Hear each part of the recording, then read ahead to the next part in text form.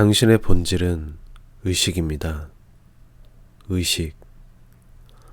즉, 당신이 생각과 완전히 동일화되어 그 본질과 본성을 망각할 때 의식은 생각 속의 자신을 잃어버리는 것입니다. 에고의 주된 동기인 욕망이나 두려움 같은 정신적, 감정적 구조물과 자신을 동일시하면 그 구조물 속에서 자신을 잃어버립니다. 안녕하세요, 싱클레어입니다. 오랜만에 여러분께 인사드립니다. 오늘 소개해드릴 책은 에크하르트 톨레의 책 삶으로 다시 떠오르기입니다. 독일 출신의 작가 에크하르트 톨레는 달라이 라마, 틱나탄 스님과 함께 21세기를 대표하는 영적 교사입니다. 아시다시피 달라이 라마와 틱나탄 스님은 불교를 대표하는 상징적인 영적 스승인데 반해 에크하르트 톨레는 어느 종교에 소속되어 활동하는 작가는 아닙니다. 실제로 이 책을 읽어보면 내용 자체는 불교적인 색채가 있지만 여러 성경 말씀이나 예수님의 말씀을 인용하여 설명하는 것을 알 수 있습니다. 즉, 한 종교의 교리나 도그마에 갇히지 않고 자신의 깨달음을 위주로 현실에 적용이 가능한 가르침을 전하고 있습니다. 에크하르트 톨레는 청년기에 극심한 우울증으로 몇 번의 자살 시도를 했다고 합니다. 그런 어느 날 마침내 세상을 확실히 떠나기로 결심했으나 마지막 순간에 극적으로 허구의 자아를 벗어던지는 큰 깨달음을 얻고 영성의 길에 들어서게 됩니다. 사실 톨레가 오늘날 전 세계적으로 유명해진 계기가 오프라 윈프리 쇼에 출연하면서부터인데요. 오프라 윈프리 쇼의 작가들이 책을 들고 출연하면 다음날 베스트셀러가 되는 것으로 아주 유명하죠. 그의 대표작인 지금 이 순간을 살아라와 오늘 소개할 책 삶으로 다시 떠오르기는 장기간 뉴욕 베스트셀러 1위를 차지했다고 합니다.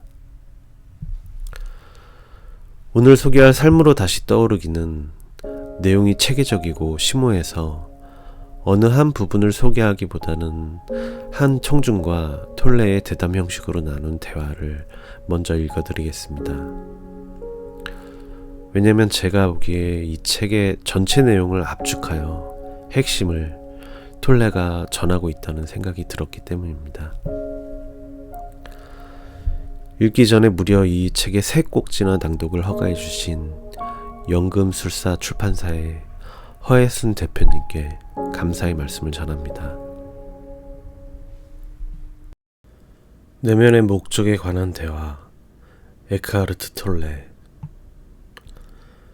다음의 대화는 진정한 삶의 목적을 찾는 사람들과 내가 나눈 많은 대화들을 압축한 내용이다.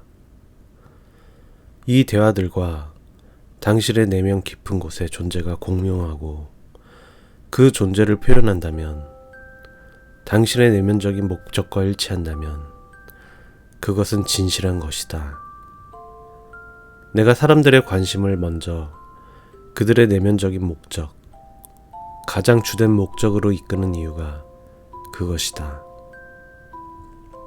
질문자: 정확히 그것이 무엇인지는 모르겠지만 내 삶에 어떤 변화가 있기를 나는 원합니다. 삶의 확장을 원합니다. 무엇인가 의미 있는 일을 하고 싶고 그렇습니다. 풍요와 그것이 가져다주는 자유도 원합니다. 무엇인가 중요한 일, 무엇인가 세상을 변화시키는 일을 하고 싶습니다. 그런데 정확히 무엇을 원하는가 묻는다면 잘 모르겠다고 말할 수밖에 없습니다. 내가 삶의 목적을 발견하도록 도와줄 수 있습니까? 톨레: 지금 당신의 목적은 이곳에 앉아 나와 대화를 나누는 것입니다. 왜냐하면 지금 당신은 이곳에 있고 그것이 바로 당신이 지금 하고 있는 일이기 때문입니다. 당신이 자리에서 일어나 다른 일을 하기 전까지는 말입니다. 그때는 그 다른 일이 당신의 목적이 됩니다. 질문자: 그렇다면 나의 목적은 지금부터 은퇴하거나 해고당할 때까지 앞으로 30년 동안 사무실에 계속 앉아있는 것이라는 말인가요? 톨레: 당신은 지금 사무실에 있지 않습니다. 따라서 그것은 당신의 목적이 아닙니다. 당신이 사무실에 앉아서 무엇인가를 하고 있다면 그 일이 무엇이든 그것이 당신의 목적입니다. 앞으로 30년 동안이 아니라 지금의 목적입니다. 질문자: 내 생각에는 약간의 오해가 있는 것 같습니다. 당신이 말하는 목적이란 자신이 지금 하고 있는 일인 것 같습니다. 내가 말하는 목적은 삶 전체의 목적, 내가 하는 일들을 가치 있는 것으로 만들어주는 크고 의미 있는 목표, 인생의 차이를 가져다주는 어떤 것입니다. 그것은 사무실에서 서류를 만지작거리는 것이 아닙니다. 나는 그것만은 알고 있습니다. 톨레: 당신이 순수한 있음을 알아차리지 못하는 한 당신은 오직 행위와 미래의 차원에서만, 즉 시간의 차원에서만 의미를 계속 추구할 것입니다. 그곳에서 의미와 만족을 발견한다 해도 그런 것들은 언젠가는 소멸되거나 속임수였음이 드러납니다. 예외 없이 그것들은 시간과 함께 파괴되기 때문입니다.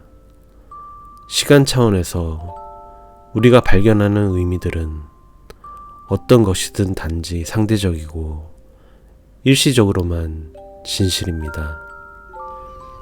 예를 들어 아이를 키우는 것이 당신의 삶에 의미를 준다고 가정해 봅시다.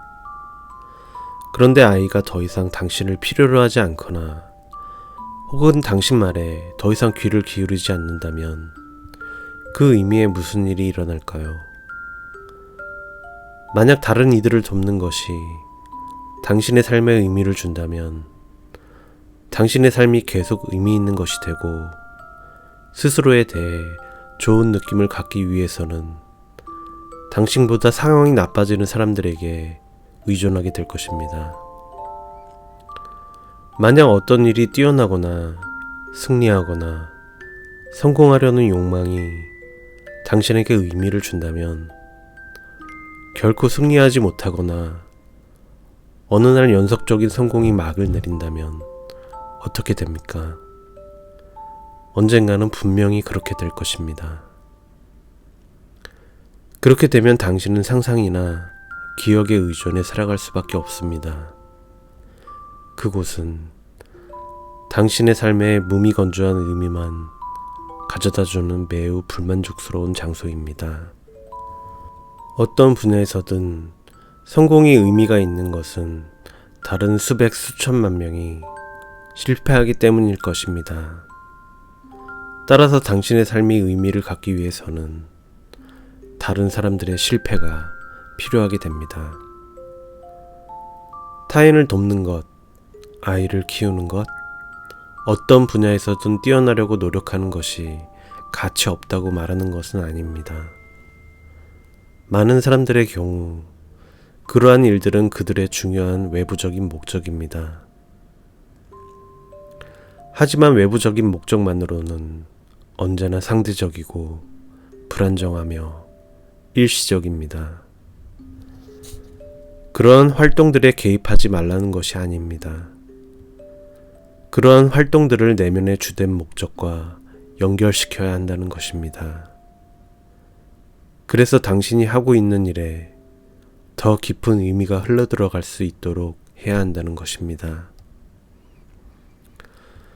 당신의 주된 목적과 일치된 삶을 살아가지 않는다면 어떤 목적을 찾아낸다 해도 설령 그것이 지상의 낙원을 건설하는 일이라 할지라도 모두가 에고의 일이 되거나 아니면 시간과 함께 파괴될 것입니다.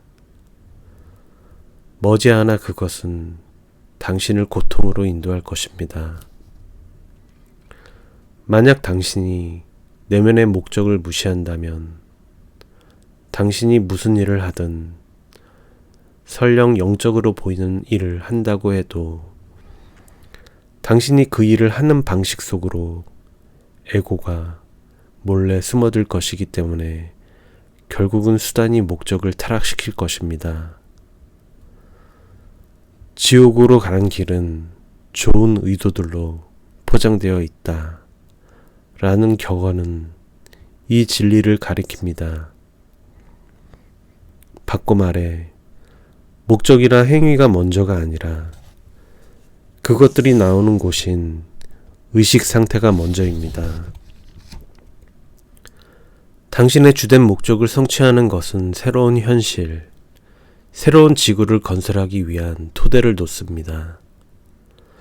일단 그 토대가 놓이면 당신의 외부적인 목적은 영적인 힘으로 가득하게 될 것입니다. 당신의 목적과 의도들이 우주의 진화 충동과 조화를 이룰 것이기 때문입니다. 생각과 알아차림의 분리, 그것이 당신의 주된 목적의 핵심이며 그것은 시간의 무효화를 통해 일어납니다.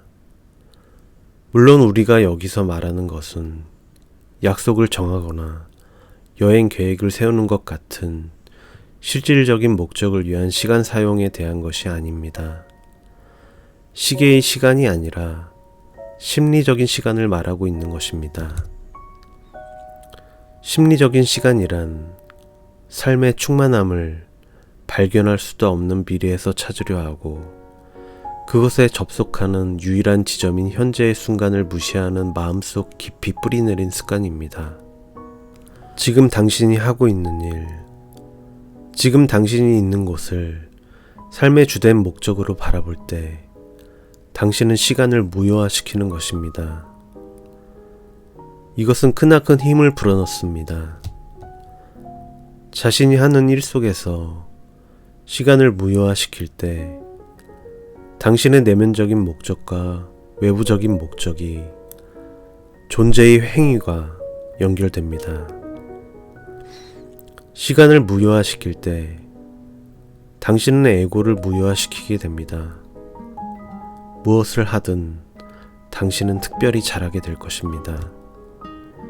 행위 그 자체에 온 관심이 초점이 모아지기 때문입니다. 그때 당신의 행위는 의식이 이 세상으로 들어오는 통로가 됩니다. 이것은 무엇일까요? 이것은 전화번호를 넘기거나 방안을 걷는 것처럼 가장 단순한 행위일지라도 당신이 하는 일 속에 깊이가 있음을 의미합니다. 전화번호부를 넘기는 주된 목적은 전화번호부를 넘기는 일입니다. 2차적인 목적이 전화번호를 찾는 것입니다. 방안을 걷는 주된 목적은 방안을 걷는 일입니다. 2차적인 목적은 방 반대편에서 책 한 권을 꺼내 드는 일입니다. 그리고 당신이 그 책을 집어드는 순간 그것이 당신의 주된 목적이 됩니다. 앞에서 말한 시간의 역설을 기억할 것입니다. 당신이 무엇을 하든 시간이 걸리지만 그것은 언제나 지금입니다. 그러므로 당신의 내면적인 목적이 시간을 무효화시키는 반면에 외부적인 목적은 반드시 미래를 필요로 하며 시간 없이는 외부적인 목적은 존재할 수 없습니다. 하지만 그것은 언제나 2차적입니다.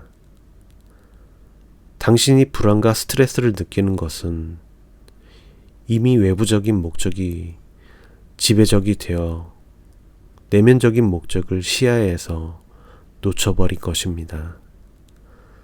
자신의 의식 상태가 주된 것이며 다른 모든 것은 2차적인 것임을 잊어버린 것입니다. 질문자: 이런 식으로 사는 것은 무엇인가 중요한 일을 성취하려는 것을 막아버리는 것은 아닐까요? 나의 두려움은 내가 앞으로도 아무 의미 없는 사소한 일에 붙잡혀 평생을 살아야 하는 게 아닌가 하는 것입니다. 이 진부한 삶을 결코 떨치고 일어나지 못할까봐 두렵습니다. 무엇 하나 큰일도 시도하지 못하고 자신의 잠재력을 꽃피우지도 못한 채 톨레: 큰 것은 작은 것을 존중하고 소중히 여기는 데서 나옵니다. 저마다의 삶은 실제로 작은 일들로 이루어져 있습니다. 큰 것은 머리의 추상적 개념이고 에고가 가장 좋아하는 환상입니다. 그러나 큰 것의 기초는 큰 것을 추구하는 대신 현재 순간의 작은 것들을 존중하는 것입니다. 역설적입니다. 현재의 순간은 언제나 단순하고 그런 의미에서는 언제나 작습니다. 하지만 그 안에는 가장 큰 힘이 숨겨져 있습니다. 원자처럼 그것은 가장 작은 것이지만 무한한 힘을 내포하고 있습니다. 오직 자신을 현재의 순간에 맞출 때만 당신은 그 힘에 다가갈 수 있습니다. 아니, 더 정확히 말해, 그때 그 힘이 당신에게 다가오고 당신을 통해 이 세상에 다가옵니다. 예수는 이 힘에 대해 이렇게 말했습니다. 내가 하는 것이 아니라 아버지께서 내 안에 계셔 그의 일을 하는 것이다. 그리고 나는 아무것도 스스로 할 수 없다 라고 했습니다. 불안과 스트레스, 부정적 성향은 그 힘으로부터 당신을 단절시킬 것입니다. 우주를 운영하는 그 힘으로부터 자신이 분리되어 있다는 망상이 되돌아옵니다. 당신은 이런저런 것들을 이루기 위해 노력하고 무엇인가에 맞서 싸우면서 자신이 다시금 혼자라고 느낍니다. 하지만 왜 불안, 스트레스, 부정적 성향이 일어날까요? 당신이 현재의 순간으로부터 등을 돌렸기 때문입니다. 그러면 왜 현재의 순간으로부터 등을 돌릴까요? 다른 무엇인가가 더 중요하다고 생각했기 때문입니다. 자신의 주된 목적을 잊은 것입니다. 한 가지 작은 실수, 한 가지 잘못된 인식이 고통스러운 세상을 창조합니다. 현재의 순간을 통해서만 당신은 생명 그 자체의 힘에 다가갈 수 있습니다. 우리는 그것을 전통적으로 신이라고 불러왔습니다. 당신이 현재 순간으로부터 등을 돌리는 순간, 신은 당신의 삶에서 더 이상 실체가 아니게 되고 신이라는 머릿속 개념일 뿐입니다. 어떤 사람들은 그 개념을 믿고 어떤 사람들은 부정합니다. 그러나 신에 대한 믿음조차도 삶의 모든 순간에 나타나는 신의 살아있는 실체에 비하면 실로 보잘것없는 대용품에 지나지 않습니다. 질문자. 현재의 순간과 완벽하게 조화를 이루어내는 것은 모든 행위의 중단을 의미하는 것은 아닐까요? 어떤 목표를 갖는다는 것은 현재의 순간과의 조화가 일시적으로 깨어지고 그 목표가 이루어지면 더 높고 복잡한 차원에서 그 조화가 회복되는 것은 아닌가요? 흙을 밀치고 나온 싹이 현재의 순간과 완전한 조화를 이루고 있다고 말할 수는 없을 것입니다. 싹에게는 큰 나무가 되고 싶다는 목표가 있기 때문입니다. 아마도 큰 나무가 되고 현재의 순간과 조화를 이루며 살 것입니다. 톨레. 어린 싹은 어떤 것도 원하지 않습니다. 왜냐하면 싹은 전체와 하나이며 그 전체성이 어린 싹을 통해 활동하고 있기 때문입니다. 예수는 말했습니다. 들의 백합화가 어떻게 자라는지 보라. 수고도 아니하고 길쌈도 아니한다. 하지만 솔로몬의 모든 영광으로도 입은 것이 이 꽃만 갖지 못하였다. 전체성, 즉 큰 생명은 그 싹이 나무가 되기를 원한다고 말할 수 있지만 싹은 자신과 생명을 별개의 것으로 보지 않으므로 그 자신은 아무것도 원하지 않습니다. 큰 생명이 원하는 것과 하나입니다. 그러므로 걱정도 없고 스트레스도 없습니다. 만약 영원히 죽어야 한다면 그 싹은 편안하게 죽을 것입니다. 삶의 몸을 내맡기듯이 죽음에 몸을 내맡기는 것입니다. 아무리 흐릿하다 해도 어린 싹은 자신이 순수한 있음에, 즉 형상 없는 영원한 한 생명에 뿌리 내리고 있음을 감지하는 것입니다. 고대 중국 도교의 현자들처럼 예수는 우리의 관심을 자연으로 이끄는 것을 좋아합니다. 그는 하나의 힘이 자연 속에서 움직이고 있음을 보기 때문입니다. 인간은 그 힘과의 접촉이 끊어졌습니다. 그 힘은 우주의 창조적인 힘입니다. 예수는 계속해서 말합니다.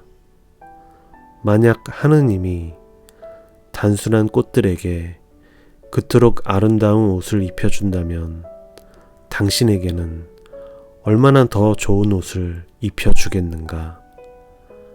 자연이 우주의 진화 충동의 아름다운 표현인 반면에 인간은 우주 진화 속에 지성과 연결될 때 더 높고 경이로운 차원에서 그 똑같은 충동을 표현할 것이라는 의미입니다. 그러므로 내면적인 목적의 진실함으로써 삶에 진실해야 합니다. 당신이 현재의 순간에 존재하고 그것을 통해 당신이 하는 일들 속에 온전히 존재할 때 당신의 행위에는 영적인 힘이 충만해집니다. 처음에는 당신이 하는 일 자체에 눈에 띄는 변화가 없을지도 모릅니다. 오직 어떻게 하는가만 변할 것입니다.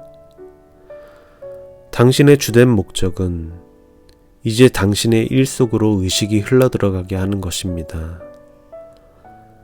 2차적인 목적은 그 행위를 통해 달성하려고 하는 무엇입니다.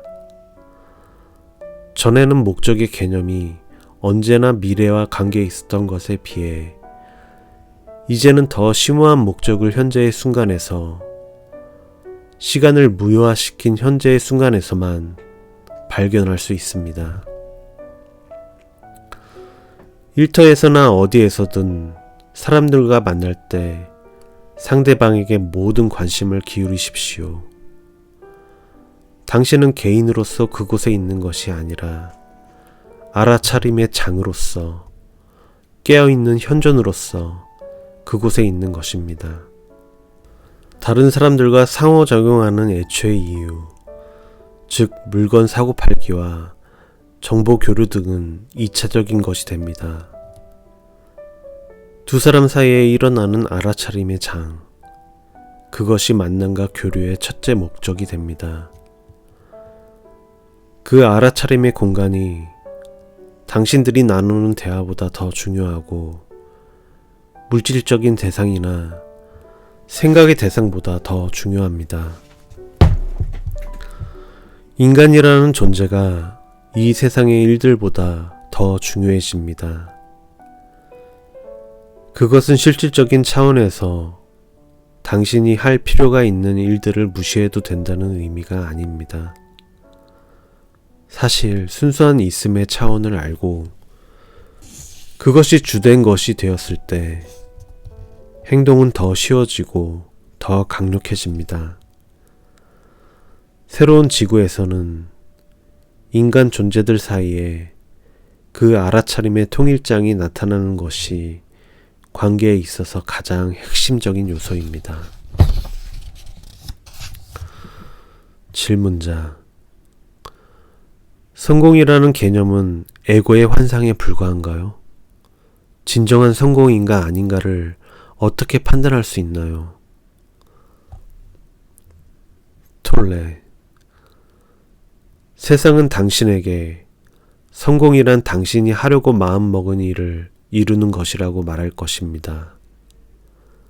성공은 승리이며 인정받고 풍요를 획득하는 것이 모든 성공의 첫째 요소라고 세상은 말할 것입니다.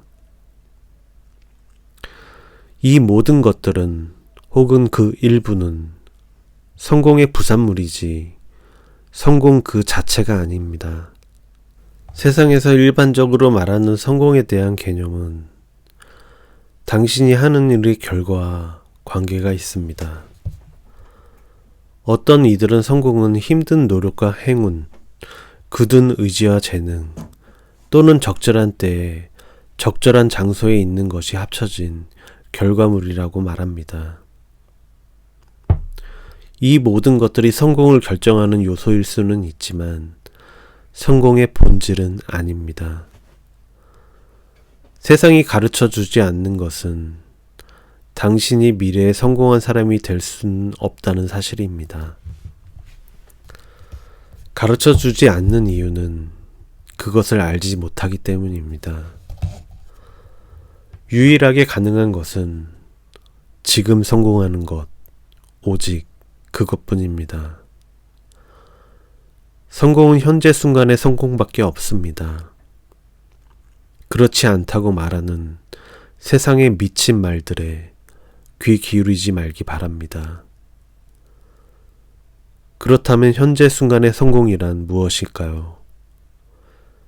당신이 하는 일 속에 그것이 아무리 단순한 행위일지라도 하나의 깊이가 있는 것입니다. 깊이가 있다는 것은 조심성과 주의력, 즉 알아차림이 있다는 것입니다. 깊이를 가지려면 이 순간의 존재함이 필요합니다. 당신이 사업가라고 합시다. 2년 동안 스트레스와 긴장을 힘들게 견뎌내어 마침내 잘 팔리는 상품이나 일의 결과를 갖게 되고 돈도 벌게 됩니다. 이것은 성공일까요? 세상에서 일반적으로 하는 말로는 성공입니다. 그러나 당신은 2년 동안 자신의 몸뿐만 아니라 지구도 부정적인 에너지로 오염시켰습니다. 자기 자신과 주변 사람들을 힘들게 했으며 만난 적도 없는 많은 사람들에게 영향을 미쳤습니다. 그런 행동 배후에 있는 무의식적인 가정은 성공은 미래의 일이고 목적이 수단을 정당화한다는 것입니다. 하지만 목적과 수단은 하나입니다. 그리고 만약 수단이 인간의 행복에 기여하지 않는다면 목적도 마찬가지입니다.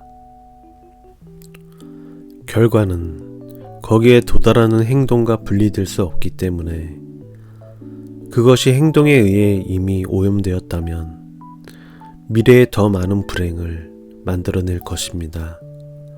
이것은 업을 쌓는 행위로 불행을 무의식적으로 지속시킵니다.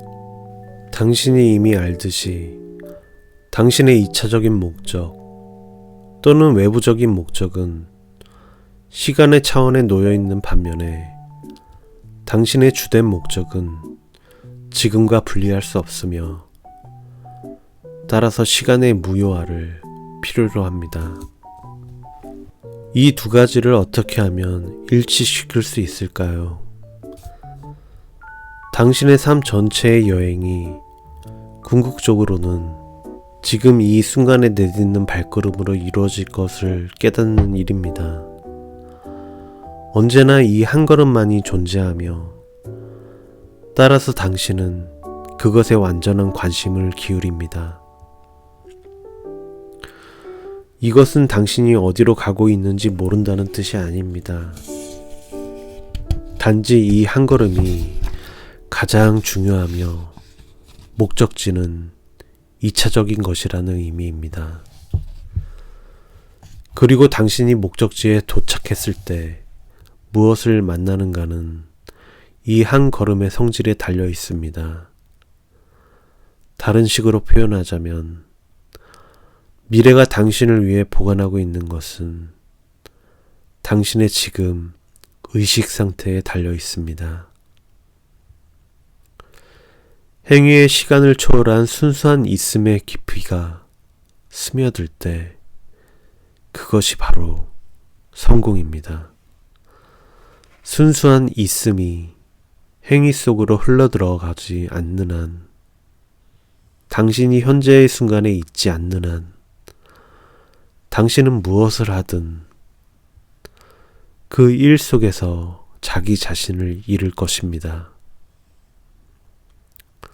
또한 외부에서 일어나는 일에 대한 대응뿐 아니라 생각 속에서도 자신을 잃어버릴 것입니다.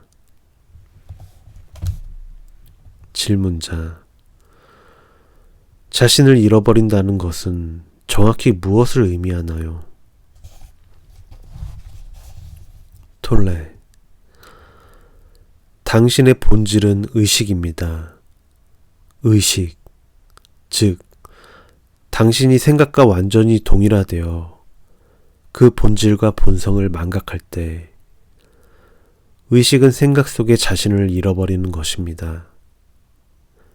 에고의 주된 동기인 욕망이나 두려움 같은 정신적, 감정적 구조물과 자신을 동일시하면 그 구조물 속에서 자신을 잃어버립니다. 또한 행위와 사건에 대한 반응과 자신을 동일시하면 그곳에서도 자신을 잃어버립니다.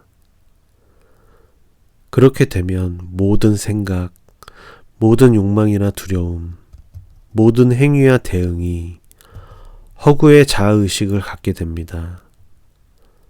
이 허구의 자아는 순수한 있음의 단순한 기쁨을 감지하는 것은 불가능하며 그 대용품으로 쾌락과 때로는 고통까지 추구하려 합니다. 이것은 순수한 있음을 망각하고 살아가는 것입니다. 자신의 본래 존재를 잃은 상태에서는 어떤 성공도 지나가는 망상에 지나지 않습니다. 무엇을 성취하든 당신은 곧 다시 불행해질 것이고 아니면 새로운 문제나 딜레마가 생겨 당신의 관심을 모두 사로잡을 것입니다. 질문자: 나의 내면적인 목적을 깨달았을 때 어떻게 하면 외부 차원에서 자신이 무엇을 해야 하는가로 나아갈 수 있나요? 둘레, 외부적인 목적은 사람에 따라 매우 다양하며 어떤 외부적인 목적도 영원히 지속되지 않습니다. 시간과 함께 변화하며 그러다가 다른 목적으로 대체됩니다. 깨어남이라는 내면적인 목적에 충실하는 것이나 삶의 외적 환경을 변화시키는 것 또한 사람마다 크게 다릅니다. 사람에 따라서는 자신의 과거와 갑작스럽게 혹은 서서히 결별할 것입니다. 1. 생활환경, 관계, 모든 것이 심오한 변화를 겪습니다. 그 중에는 자연스럽게 일어나는 변화도 있습니다. 고뇌스러운 결정의 과정을 통해서가 아니라 갑작스러운 깨달음과 자각을 통해 오는 것입니다. 나는 이렇게 해야만 해 하고 말입니다. 그 결정은 말하자면 이미 정해진 상태로 다가옵니다. 이것은 생각을 통해서가 아니라 알아차림을 통해서 옵니다. 어느 날 아침 눈을 떴을 때 자신이 무엇을 해야 하는가를 알게 되는 것입니다. 정신병원 같은 작업 환경이나 삶의 환경으로부터 걸어 나오는 사람도 있습니다. 그러므로 외부 차원에서 무엇을 해야 하는가를 찾아보기 전에 무슨 일을 해야 하고 어떤 것이 깨어있는 의식에 어울리는 일일까 발견하기 전에 무엇이 옳지 않은지, 무엇이 더 이상 잘되지 않는지, 무엇이 당신의 내면적인 목적과 어울리지 않는지를 발견해야 하는지 모릅니다. 또 다른 종류의 변화들은 외부로부터 갑자기 찾아올 수도 있습니다. 우연한 만남이 당신의 삶에 새로운 기회와 확장을 가져다 줍니다. 오랫동안 가로막고 있던 장애물이나 갈등이 사라집니다. 친구들은 당신과 함께 이 내적 변화를 경험하거나 아니면 당신의 삶으로부터 떨어져 나갈지도 모릅니다. 어떤 관계들은 끝나고 또 어떤 관계는 깊어집니다. 하던 일을 그만둘 수도 있고 자신의 일터에 긍정적인 변화를 일으키는 원동력이 될 수도 있습니다. 배우자가 당신을 떠나거나 새로운 차원의 관계에 도달할 수도 있습니다. 어떤 변화들은 표면에서는 부정적으로 보일지도 모르지만 자신의 삶에 새로운 무언가가 나타날 공간이 만들어졌음을 당신은 곧 깨닫게 될 것입니다. 불안하고 불확실한 기간도 있을 것입니다. 나는 무엇을 해야만 하지? 삶을 움직이는 것이 에고가 아니게 되면서 외부적인 안정에 대한 심리적 욕구도 줄어듭니다. 외부적인 안정이라는 것도 결국에는 환상에 지나지 않지만 당신은 그 불확실성과 함께 살 수 있고 그것을 즐기기까지 할 수 있습니다. 불확실성과 편안해지면 삶의 무한한 가능성이 열립니다. 이것은 더 이상 두려움이 당신이 하는 일의 지배적인 요소가 아니게 되고 변화를 시작하기 위한 행동이 그것에 더 이상 방해받지 않음을 의미합니다. 로마의 철학자 타키투스는 안정을 위한 욕망은 모든 위대하고 고귀한 진취적인 일에 저항한다 라고 말했습니다. 불확실성을 받아들이지 않으면 그것은 두려움으로 변합니다. 그러나 완전히 받아들이면 그것은 더욱 커진 살아있음, 깨어있음, 그리고 창조적인 힘으로 바뀝니다. 여러 해 전 나는 강한 내적 충동에 이끌려 세상이 전도 유망한 자리라고 부르는 학자로서의 경력을 중단하고 완전히 불확실한 길로 걸어 들어갔습니다. 그리고 몇 해 뒤 영적 교사로서 새로운 삶이 시작되었습니다. 다시 태어난 것입니다. 그리고 그로부터 몇 해 뒤 똑같은 일이 또다시 일어났습니다. 갑작스러운 충동에 이끌려 나는 영국을 떠나 미국 서부로 옮겨갔습니다. 이유는 알 수 없었지만 나는 그 충동을 따랐습니다. 이 불확실성 속으로의 이동으로부터 지금 이 순간을 살아라가 탄생했습니다. 그 책 대부분을 캘리포니아와 캐나다 브리티시 컬럼비아에서 썼습니다. 그 당시 나는 마땅한 거처도 없었습니다. 물론 실질적으로 아무런 수입도 없었고 저축한 돈에 의존해서 살았지만 그것마저 금방 동이 났습니다. 그러나 사실은 모든 것이 불가사의할 정도로 잘 들어맞았습니다. 책을 다 썼을 무렵 때마침 가지고 있던 돈도 바닥났지만 우연히 산 복권으로 $1,000에 당첨되었습니다. 그것으로 또 한 달을 살 수 있었습니다. 그러나 모든 사람이 반드시 외부 환경의 큰 변화를 통과해야 하는 것은 아닙니다. 정확히 자신이 있는 자리에 머물면서 자신이 하는 일이 무엇이든 그 일을 계속하는 사람들도 있습니다. 그들에게는 무엇을 하는가는 똑같고 어떻게 하는가만 변화합니다. 그것은 두려움 때문에 타성 때문에도 아닙니다. 그들이 하고 있는 일들은 의식을 이 세상으로 가져오기 위한 완벽한 수단이며 그래서 다른 것은 필요하지 않습니다. 그들 역시 새로운 지구가 등장하는데 역할을 하고 있습니다. 질문자: 이것이 모든 사람에게 해당될 수 있는 것은 아니지 않은가요? 내면적인 목적이 현재의 순간과 하나가 되는 것이라면 왜 어떤 사람은 현재의 일이나 생활 환경으로부터 떠나야 할 필요성을 느낄까요? 톨레: 있는 그대로의 것과 하나가 되는 것은 더 이상 변화를 시작하지 않고 행동을 취할 능력이 없어지는 것을 의미하지는 않습니다. 행동의 동기가 에고의 바람이나 두려움이 아니라 더 깊은 차원에서 나오는 것입니다.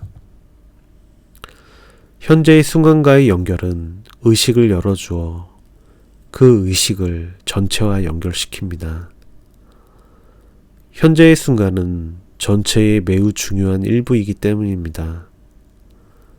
그때 그 전체가, 즉 생명 전부가 당신을 통해 행동합니다. 질문자: 그 전체란 무엇인가요? 톨레: 한편으로 전체는 존재하는 모든 것을 포함합니다. 그것은 세상 또는 우주라고 불러도 좋습니다. 하지만 존재하는 모든 것은 미생물에서 인간, 은하에 이르기까지 실제로는 개별적으로 분리된 물체들이나 독립된 존재들이 아니라 서로 연결된 다차원적인 그물망의 일부입니다.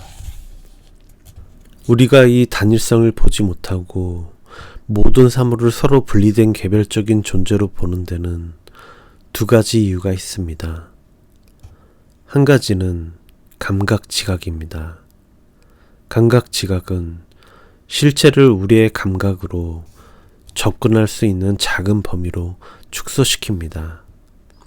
보고, 듣고, 냄새 맡고, 맛보고, 만질 수 있는 세계입니다.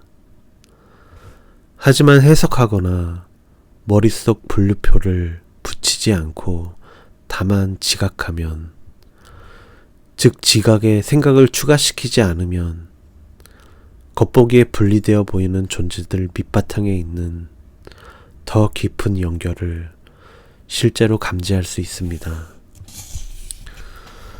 분리라는 환상이 생기는 또 다른 더 심각한 이유는 강박적인 생각입니다.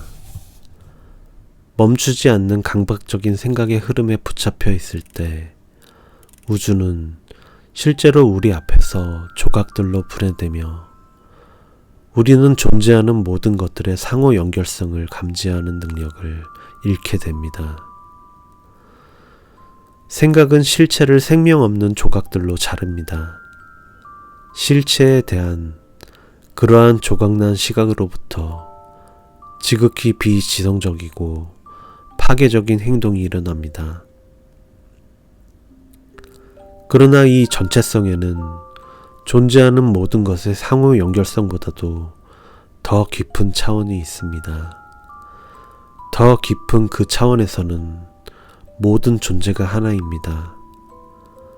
그것이 원천이며 형상으로 나타나지 않는 한 생명입니다. 그것은 시간을 초월한 지성으로, 그것이 시간 속에서 펼쳐지는 우주라는 형상으로 나타납니다. 전체는 사물의 존재와 순수한 있음으로 이루어져 있습니다. 형상으로 나타나는 것과 나타나지 않는 것, 세상과 신으로, 그러므로 전체와 연결될 때 당신은 깨어있는 의식을 가지고 전체의 상호 연결성의 일부가 되고 전체의 목적의 일부가 됩니다. 전체의 목적은 의식을 이 세상에 등장시키는 일입니다. 그 연결의 결과로 자발적인 도움을 주는 경우들, 기회를 제공하는 만남들, 우연들, 동시에 일어나는 다발적인 일들이 훨씬 더 자주 일어나게 됩니다. 칼 융은 이 동시성을 비인과적 연결 원리라고 불렀습니다. 우리의 현실이라는 표면 차원에서는 동시에 일어나는 사건에 인과관계가 보이지 않는다는 의미입니다. 그것은 표면의 세계 밑바탕에 존재하는 지성이 외부로 나타난 것으로 마음의 이해를 뛰어넘는 깊은 연결입니다. 그러나 우리는 그 지성이 펼쳐지는데, 즉 의식이 피어나는데 의식적으로 참가할 수는 있습니다. 자연은 무의식 중에 전체와 하나가 된 상태로 존재합니다. 예를 들어 2004년 쓰나미 재난에서도 야생 동물에게는 사실상 피해가 없었던 이유가 그것입니다. 인간들보다도 전체성과 더 많이 접촉하고 있기 때문에 동물들은 보거나 듣기 전에 쓰나미의 접근을 감지할 수 있었고 더 높은 지역으로 대피할 시간이 있었습니다. 어쩌면 이것까지도 인간의 관점에서 본 것일지도 모릅니다. 동물들은 어쩌면 그냥 더 높은 지역으로 이동했을 뿐인지도 모릅니다. 이러저러한 이유로 이러저러하게 행동한다는 것은 마음이 실체를 분해하는 방식입니다. 반면에 자연은 전체와의 무의식적인 하나됨 속에서 살아갑니다. 전체와 의식적으로 하나가 되고 우주의 지성과 의식적인 일치를 이룸으로써 이 세상 속으로 새로운 차원을 가져오는 것, 그것이 인간의 목적이자 운명입니다. 질문자: 그 전체라는 것은 그것의 목적과 일치하는 일을 창조하거나 상황을 불러들이기 위해 인간의 마음을 이용하는 일이 가능한가요? 톨레: 그렇습니다. 영 속에라고 풀이되는 영감과 신 안에라는 의미인 열정이 있을 때마다 단순히 한 개인이 할 수 있는 것을 훨씬 뛰어넘는 창조적 힘이 주어집니다. 잘 들으셨나요? 오늘은 여기까지입니다. 저는 이 책을 끝까지 읽는데 오랜 시간이 걸렸습니다. 왜냐면 한 꼭지 한 꼭지가 눈으로 읽기보다는 생각하고 음미하며 새겨야 할 가르침이 정말 빼곡히 적혀 있었기 때문입니다. 그리고 당연히 앞으로 여러 번 반복해서 읽을 생각입니다. 그만큼 제가 얼마나 많은 것을 놓치고 잃어버리고 살았는지 깨닫게 해준 고마운 책이었습니다. 여러분께서도 꼭 전문을 읽어보시기를 추천드립니다. 이제 슬금슬금 봄이 다가오고 있습니다. 여러분 남은 겨울 끝까지 따스하게 잘 보내시기 바랍니다. 다음에 더 좋은 영상으로 찾아뵙겠습니다. 감사합니다.